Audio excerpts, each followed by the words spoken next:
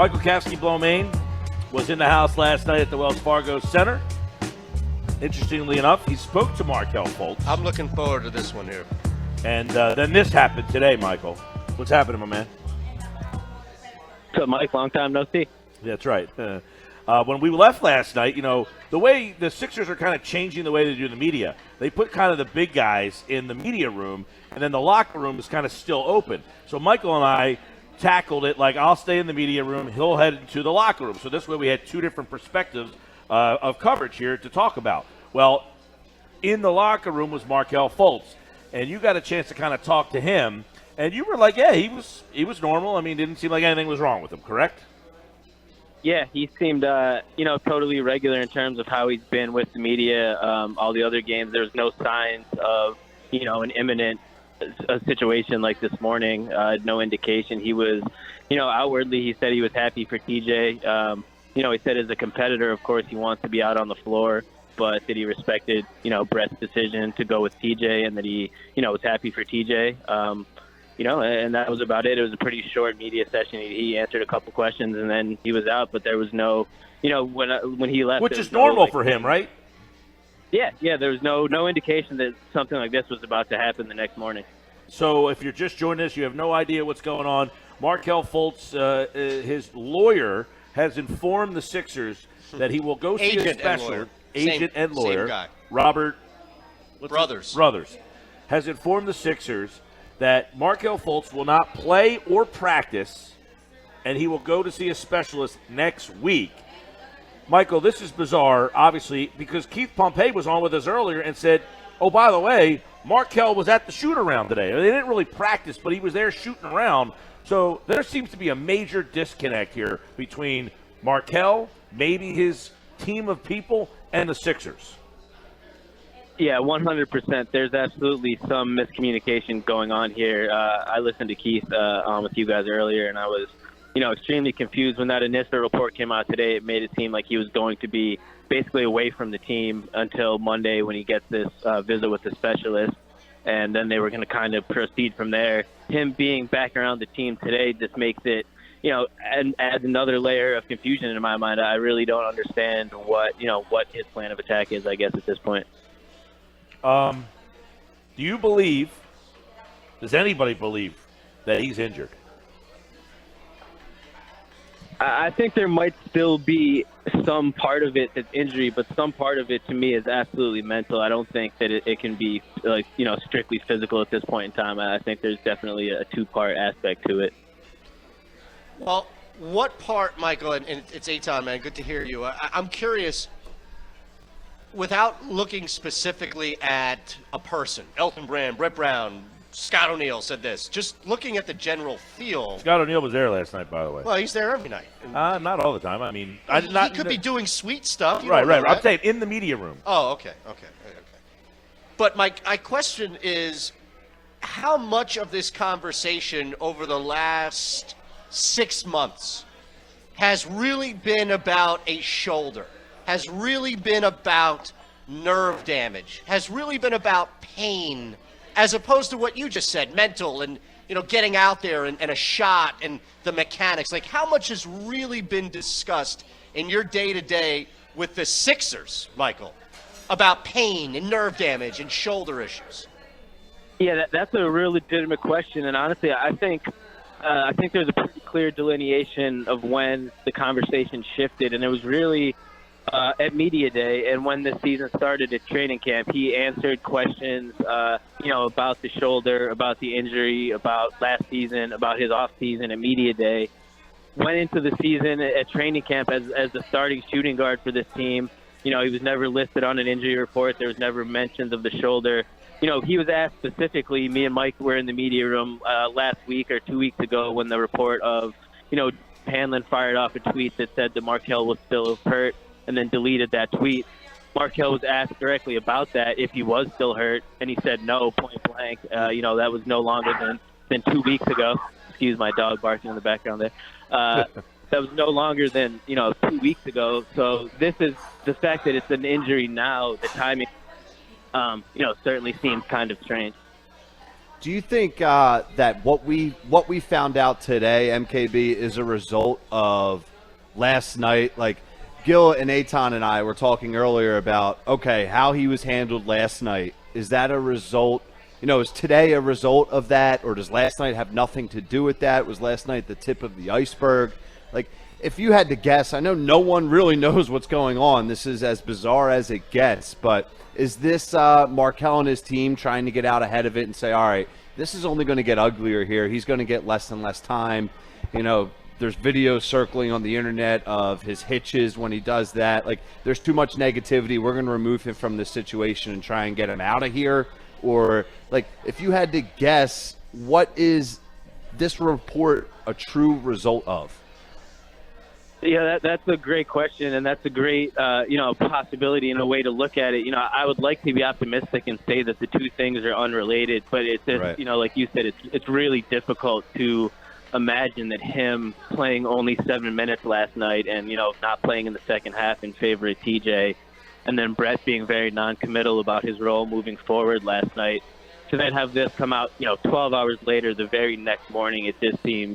The timing seems too coincidental for it to be unrelated in my mind. So I do think that it was, maybe his representation at this point doing their best to kind of save face a little bit, save his status, remove him from a situation where maybe at this point he's going to be the third point guard on the Sixers team, where he was 1 year removed from being the first pick in the draft. Maybe they're just trying to, like you said, kind of get out ahead of it. I don't have any answers. Everybody I've reached out to today is kind of scratching their head in the same manner that we all are. So I think it's one of those situations that I think we'll find out more about it, obviously, as we get closer to, Monday and the specialist appointment. Yeah, and normally, Michael, as you know, in this league, a situation like this, and I don't mean as far as crazy and bizarre of the variables that have been attached to it, but hey, a guy who's been drafted even at the top starts to struggle, not involved in the average 5, 6, 7-man rotation, and the suggestion and then implementation of the developmental league comes into play, and we see a guy go down, we see a guy take some time. How much do you think, A, was that a reality for Fultz, and B, the main catalyst for him to buck back at the team and say, now I'm hurt? That's another very good question. And from what I've heard from people that I've talked to, the G League with Fultz at this point was never really a discussion amongst the team, maybe partly due to his, if you want to use the word fragile, I guess that's fair, but his mind state already, and the thought that, sending this kid down a number one pick to be in the G League 1 year later could really do, damage to a kid that's already really kind of struggling with something mentally. I think that wasn't, maybe that was an idea that was kicked around in the front office, but was never really brought to Fultz and his people. I'm sure maybe they heard some whispers about it, externally, but I don't think it was ever to the point that it was on the table like, all right, Markelle, this is something that's seriously going to happen to you. But I do think that the loss of minutes is and a role with the Sixers right now could be, a legit catalyst for what's happening. Now, Michael, we kind of talked about this before, and Eitan had asked me, like, I don't personally – you have talked to Markelle a bunch. I don't personally think Markelle went to the team or had a problem. Do you think that his team is essentially jumped in front of him and said, they need to play you? If they're not, this is what we're going to do. Or do you think Markelle is on board with the way that his attorney/agent has handled this? Because I said, I personally don't think Markelle has endorsed this way of handling it. This process. Right. And Eitan said, why do you feel that? I said, that's just my opinion. And my opinion is based on just talking to him a handful of times. Like, I think he understands that he is not where he should be or needs to be, and kind of feels like, I just want to be a part of the team right now. I don't want to be a distraction. And his team has essentially said, no, you're going to be a distraction. They need to play you. Yeah, but that's like, real quick, Mike, that's something that I don't know where Mike is extrapolating it from, that Markelle Fultz is not a willing participant in his camp saying, all right, you need to shut this down. Right, which is why I'm asking Michael as a third party who deals with Markelle. Oh, no, I get it. I'm just clarifying my stance, right. So you don't paint me in the corner as some monster. So do you think Markelle is endorsing his team's approach to this? Mike, that's something going back to when they drafted Markelle. It's been really hard to tell. I'm sure, there's been reports of, him maybe not having the best people around. Joel said something last season about Markelle maybe not having the best people in his ear. He didn't really elaborate on exactly what he was talking about. But when Markelle's talking to us and talking to the media and he's around the team, he seems like very humble, very genuine. He obviously he has a real relationship with his teammates, and he likes being around the team. So from as far as we can see, he really does seem to be willing in terms of he wants to be there. He wants to play the role that he has. Like you said, of course, he'd like to play more, but he understands the situation. But behind the scenes, you don't know what people are, at least I don't know what people are telling him and how much he's letting that impact him. Clearly you would think he would have the final decision of whether or not he wanted to step away from the team to miss these games. Well, wouldn't it suggest if this morning he's not going to play, he's not going to practice, and then he's at practice today? Wouldn't that suggest that he says, guys, I just want to play? Like, what are you making me do all this for? He seems like the kid whose parents are forcing him to play basketball when he doesn't want to. And I'm not saying he doesn't want to play. I'm just saying he does want to play. And I don't think, quite frankly, he cares right now what his role is. I think his team is more cognizant of his role based on his draft status. Talking to him, that's how I would feel too. But I'd be lying if I would say I genuinely know how he feels behind the scenes to maybe feel motivated to do these things. He obviously, he wants to be around his teammates. I know that for a fact. TJ talked about him last night, and he talked about TJ in this way that, said that their relationship goes beyond basketball, that they're like brothers. He's genuinely a part of the team in terms of his teammates. So any issues that he is having would be, above the team, like front office ownership issues.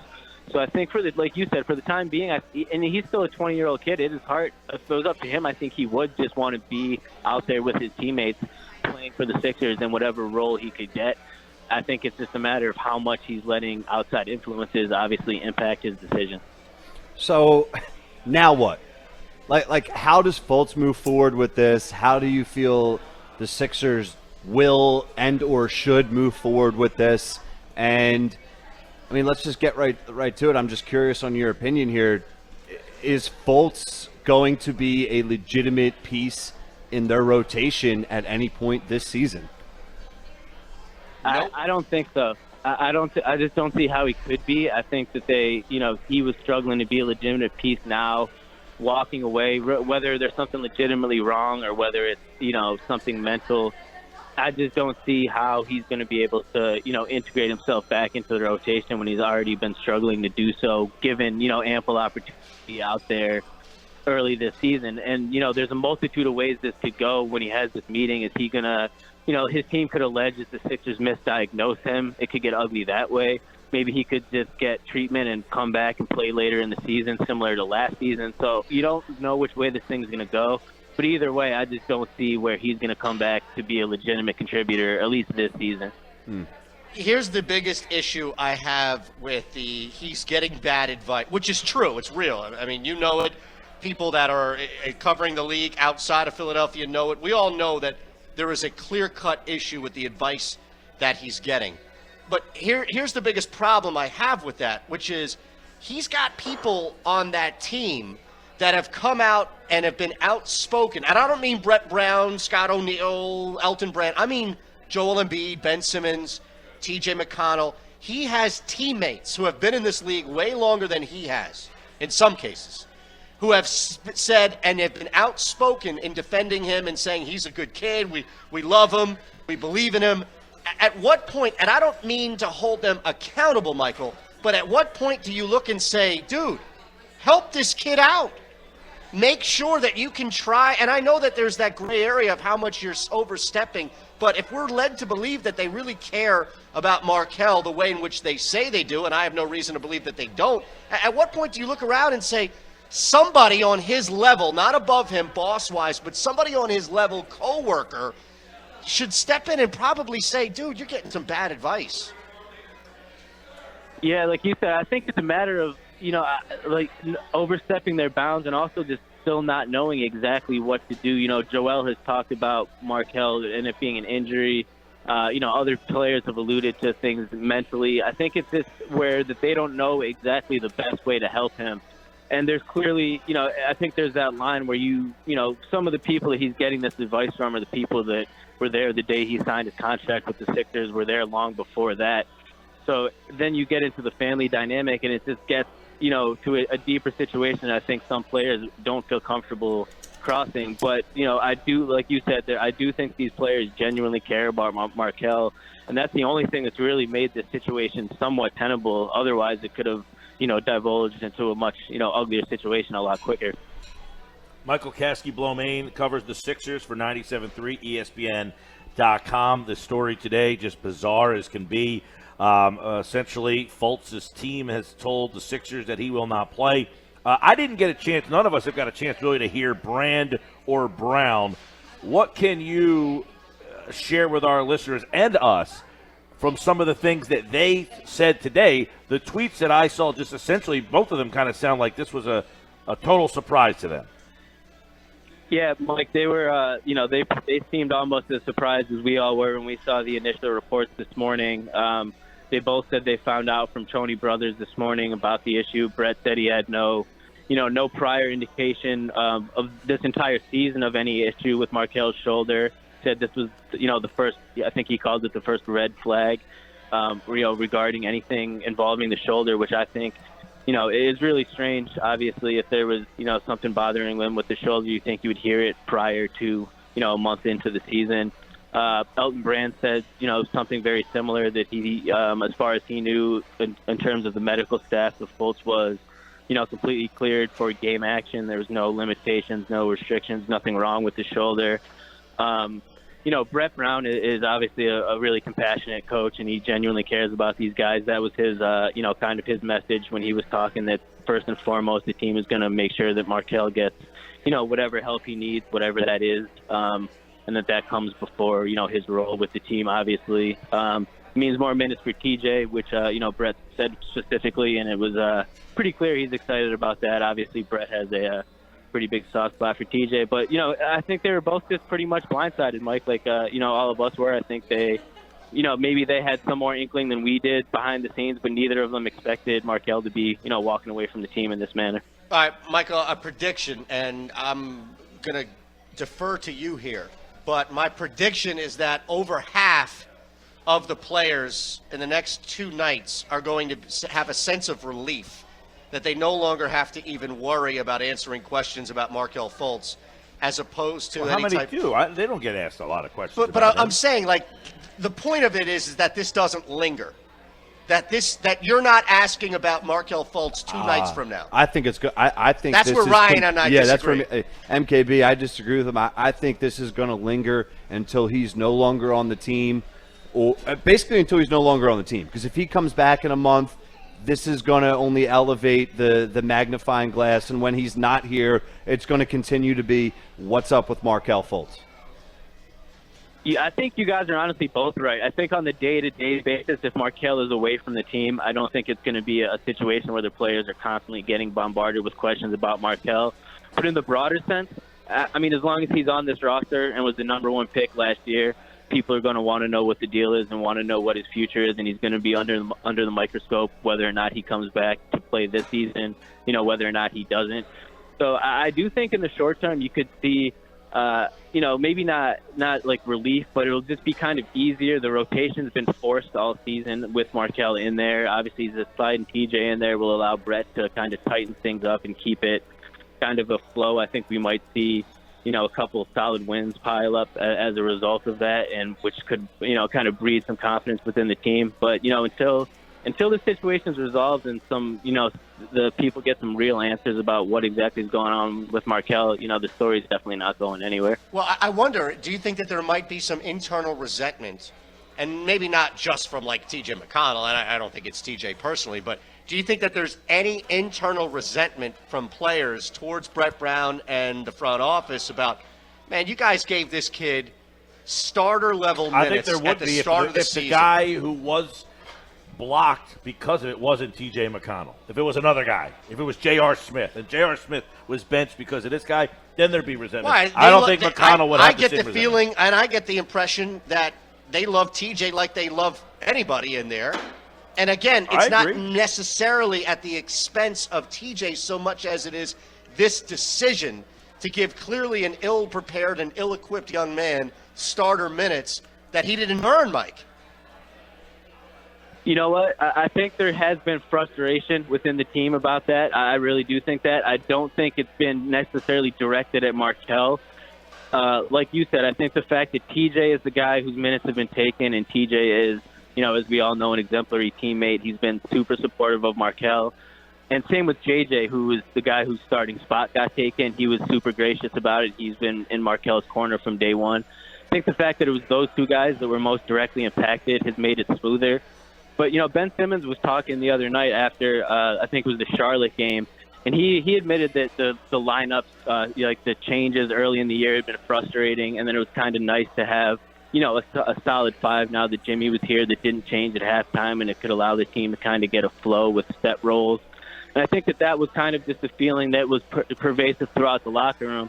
Again, not necessarily directed at Markelle in a way like, oh, we don't want him playing, but more so just the fact that his presence kind of, negatively impacted the rotation that had been so good the year before.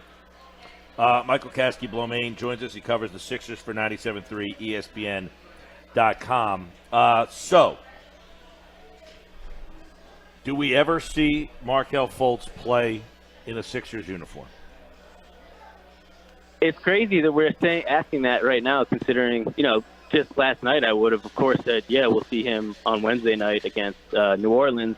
I think it's a legitimate question at this point. I think, obviously, a lot of that depends on, what comes out of this, visit with the specialist on Monday, and really what the aim of his camp is. Are they going to try to allege that he was misdiagnosed by the Sixers? Are they really just trying to get him better? Are they not happy with the way the prep round's using him? I think that really will depend, or like what happens with that will go a long way in determining his future with the team. If he's truly just hurt and is looking to get better, sure, maybe he'll come back. But if there's more to it and, there's things where the two sides are at odds under the surface, I think there's a legit chance that, he last night was his last game in a Sixers jersey. Unbelievable that this has come to this. And, in the end, when now, look, revisionist history, hindsight 2020, Monday morning quarterback, whatever you want to call it, this is a colossal disaster with where they could be with a healthy Fultz and or never making the move. We can all, of course, make that assertion. But where they are right now, I guess should be commended that they've missed on this has been a total disaster for them. And here they are still in the thick of things. I think you got to look at it from the positive side, too. Michael Kaskey-Blomain, Wednesday, the Sixers take on Wednesday night, play New Orleans, and then Friday they play Cleveland. So a busy schedule. We had Mike Muscala on earlier. He talked about how crazy the schedule has been, all the back-to-backs going to China, and here they are, 12-7 in the East, and good stuff. All right, Michael, we'll see you soon, pal. Thanks, Mike. All right, guys. Good talking to you.